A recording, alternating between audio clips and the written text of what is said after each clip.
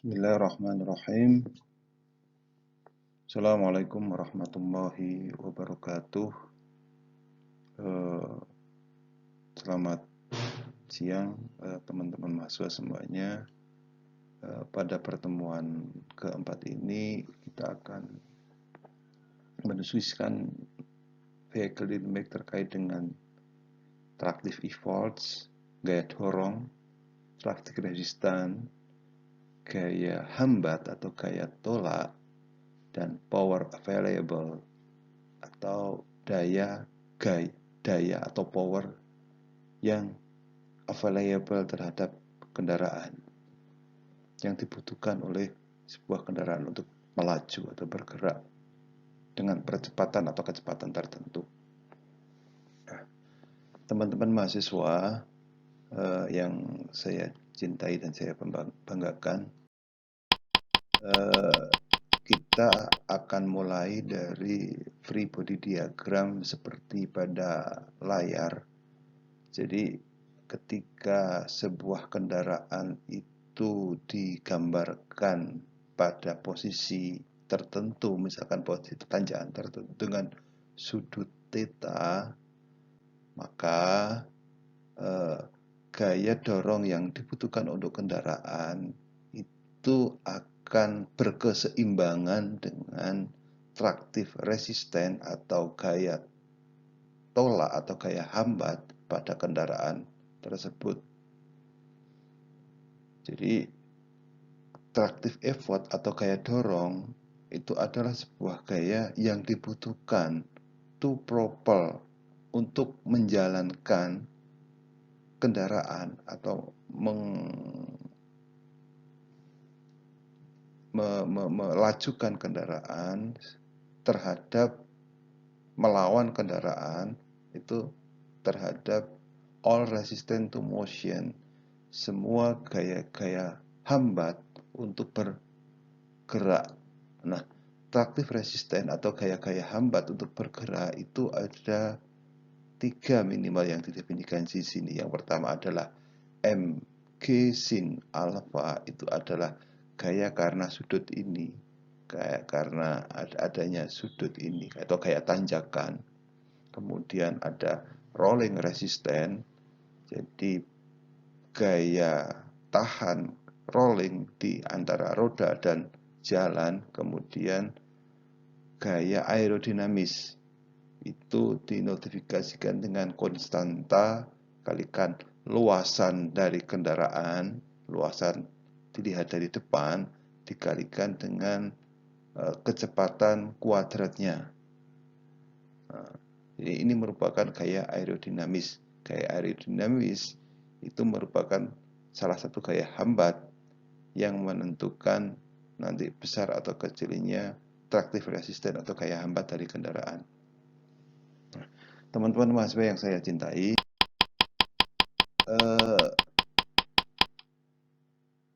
tractive resistance itu dikenal sebagai gaya hambat yang terdiri dari elemen-elemen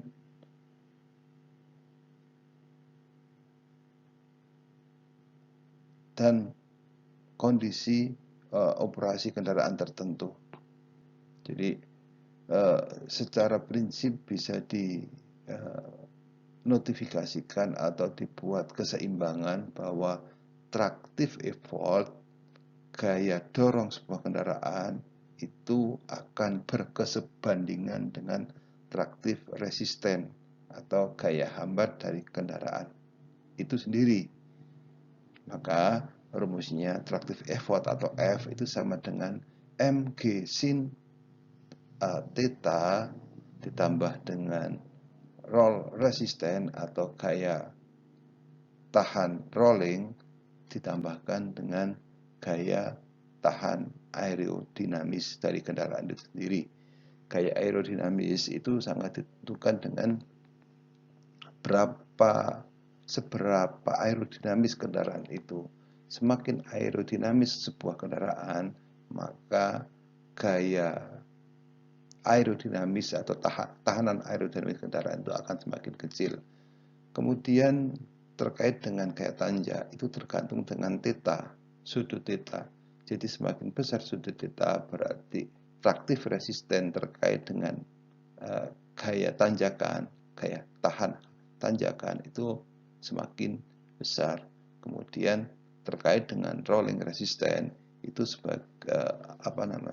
seberapa besar gaya resisten antara roda terhadap jalan itu sangat terkait atau sangat ditentukan dengan bentuk roda yang semakin lebar atau semakin sempit. Kemudian kondisi jalan itu akan sangat mempengaruhi terhadap rolling resistance. Kita ketahui bahwa ketika sebuah roda itu semakin lebar, itu akan menyebabkan rolling resistance juga akan semakin besar juga, kan seperti itu. Jadi total jumlah traktif resisten atau gaya hambat itu akan berkesebandingan dengan traktif effort atau gaya dorong dari kendaraan itu sendiri. Jadi gaya dorong yang dibutuhkan oleh kendaraan itu sendiri. Kemudian kita akan bahas satu persatu terkait dengan apa itu gaya-gaya hambat yang terjadi pada kendaraan. Kita akan bahas yang pertama terkait dengan rolling resistance. Apa itu rolling resistance?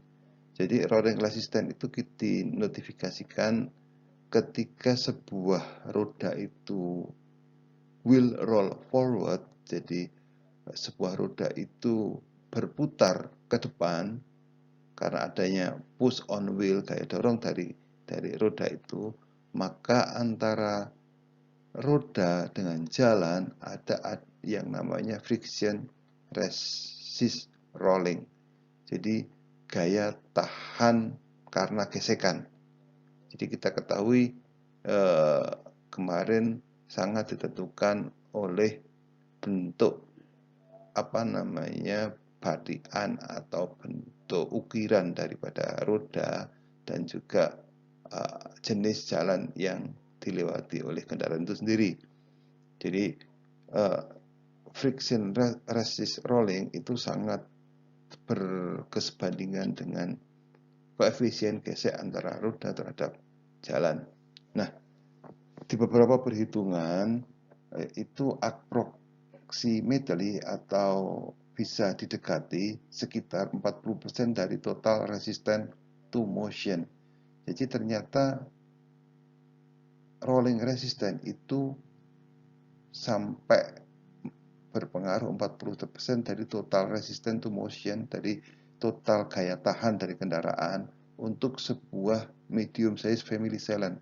Jadi untuk kendaraan keluarga kelas medium pada kecepatan 90 km per jam.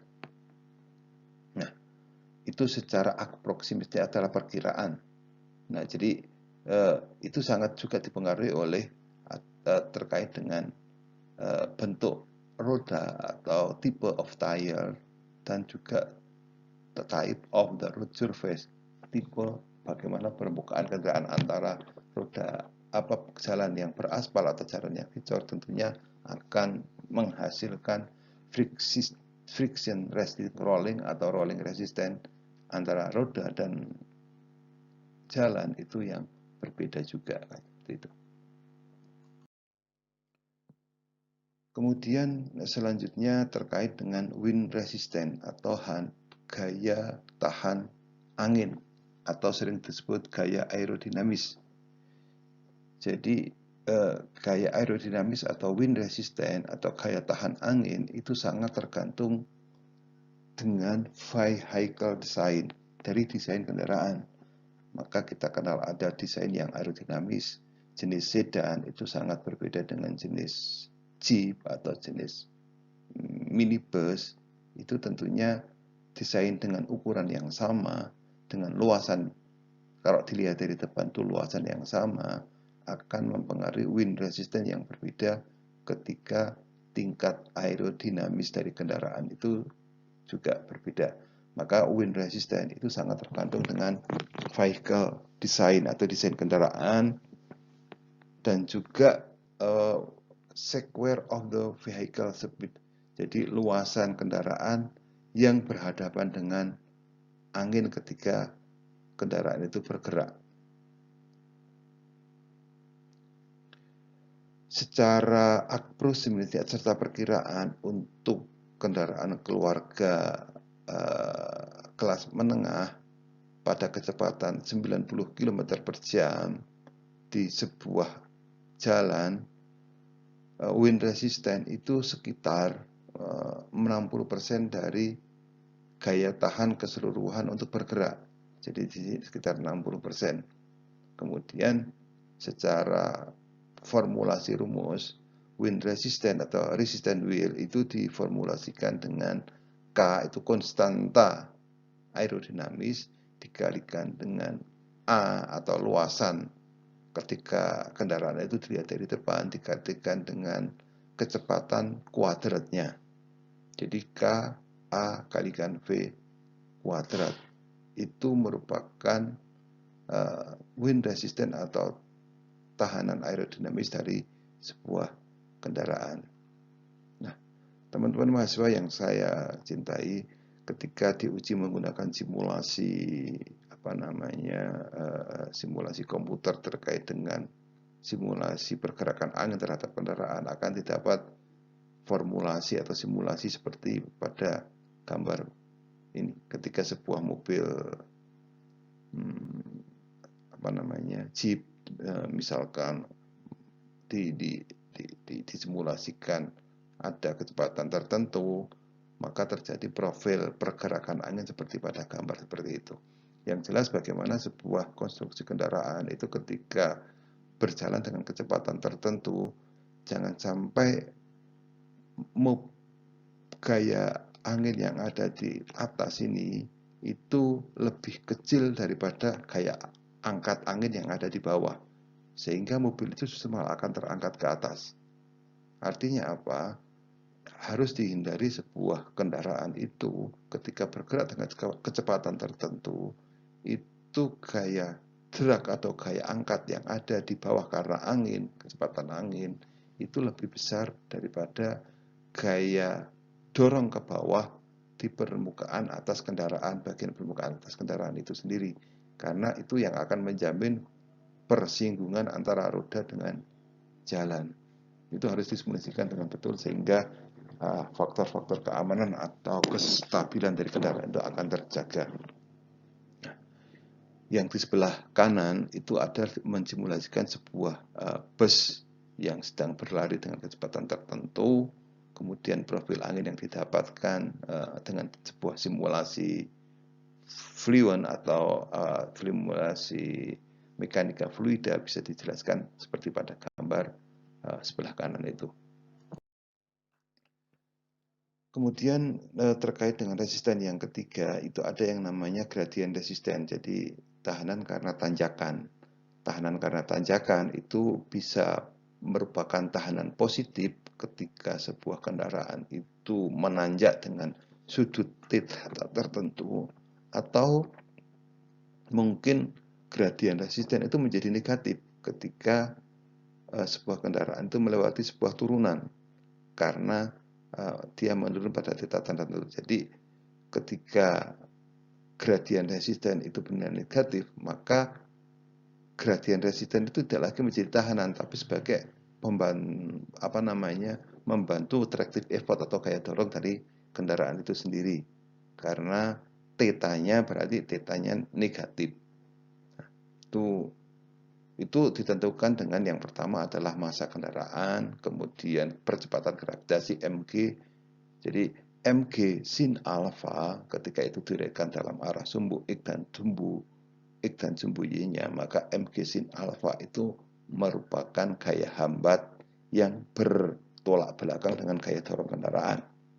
Maka mg sin alfa itu merupakan resisten gradient, jadi tahanan karena tanjakan ketika sebuah kendaraan melaju pada sudut tertentu dari sebuah tanjakan itu.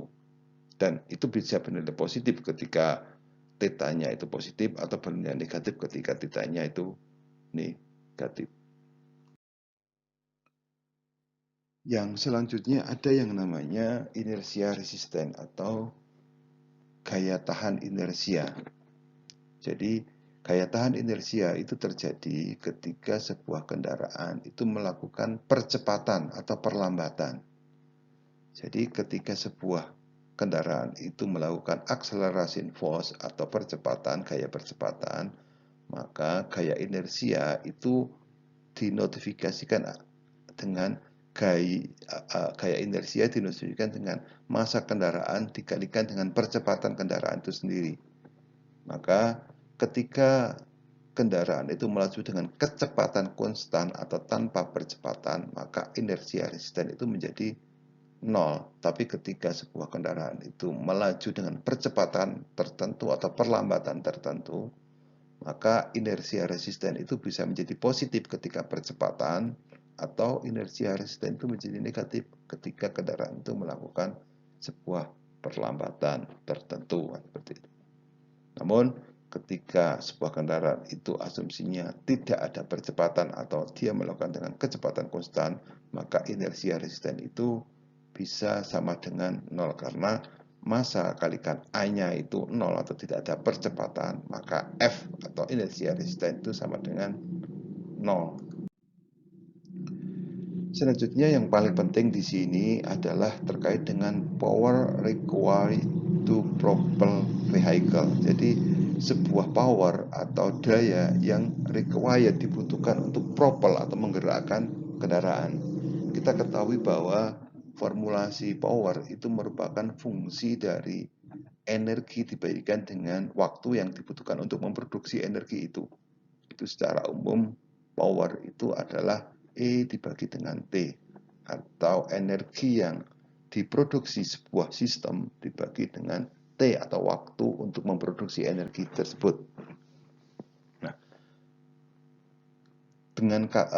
dalam kasus pergerakan kendaraan, maka power itu merupakan work done atau kerja yang telah dilakukan dibagi dengan waktu yang dibutuhkan sebuah kendaraan itu untuk bekerja. Jadi kita ketahui bahwa kerja itu terkait dengan ketika seseorang itu mendorong sebuah benda dengan massa tertentu sejauh M meter, maka kerja itu merupakan gaya yang dikeluarkan oleh orang itu dikalikan dengan jaraknya. Maka work done atau kerja yang telah dilakukan itu merupakan gaya dorong pada kendaraan itu dikalikan dengan distance atau jarak yang diperoleh atau dihasilkan karena adanya gaya itu sendiri dibagi dengan waktu yang dibutuhkan untuk memindahkan gaya itu untuk memindahkan pada distance tertentu. Nah, kita ketahui bahwa distance atau jarak dibagi dengan waktu itu merupakan velocity atau kecepatan. Maka dengan merubah atau mengambil fungsi distance dibagi dengan waktu itu adalah velocity, kecepatan, maka distance and per time itu bisa digantikan dengan V, velocity. Maka bisa dirumuskan ulang, reformulasi ulang. Persamaan power itu merupakan fungsi gaya digantikan dengan kecepatan kendaraan itu sendiri.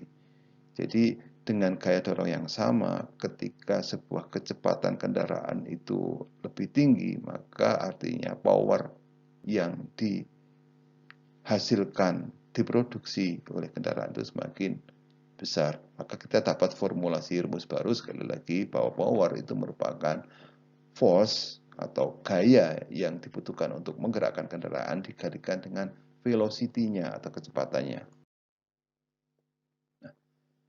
Selanjutnya kita akan mendiskusikan terkait dengan power available. Jadi power available itu merupakan sebuah power atau daya yang dibutuhkan atau yang setara dengan engine power atau power yang dihasilkan oleh sebuah engine.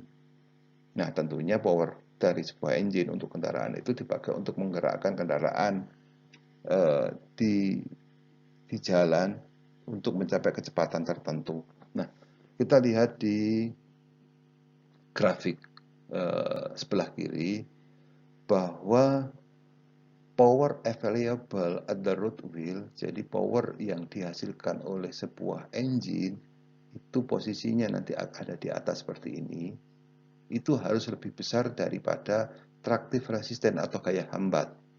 Ketika power available on the wheel ini tidak lebih besar, maka kendaraan itu tidak bisa bergerak. Nah, harus lebih besar daripada tractive resistance atau gaya tahan kendaraan dikalikan dengan velocity-nya, kecepatannya, kan seperti itu. Jadi, gaya dikalikan kecepatan itu juga power. Kemudian power available atau gaya power yang dihasilkan dengan engine itu harus lebih dekat dengan power dikalikan dengan kecepatan pada kendaraan itu. Jadi tractive resistance dikalikan dengan velocity-nya. Nah, selama power itu lebih besar, selama selisih power yang dihasilkan oleh engine dengan tractive resistance dikalikan dengan velocity-nya itu ada selisih yang paling besar, pada selisih ini itu juga akan dihasilkan percepatan atau akselerasi yang paling besar.